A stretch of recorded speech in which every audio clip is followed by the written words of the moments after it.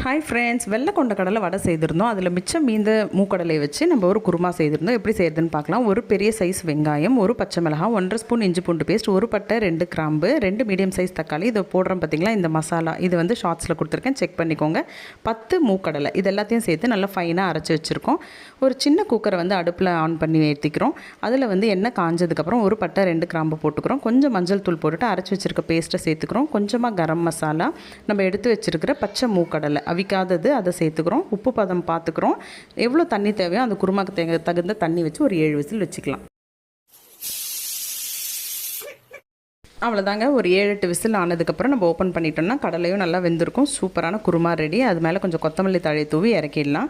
பசங்க வந்து பூரி கேட்டதுனால திடீர் பூரி தான் நான் செய்திருந்தேன். நான் தோசைக்கு தான் ஆக்சுவலாக இதை பண்ணலான்னு இருந்தேன். என் பொண்ணும் மேஜிக் பூரி கேட்டிருந்தா. அந்த பூரியை நீங்கள் செக் பண்ணி பாருங்கள். தானாக திரும்பும் அந்த நீட்டாக தேய்ச்ச பூரி. இதெல்லாம் தான் நம்மளோட மெனுவாக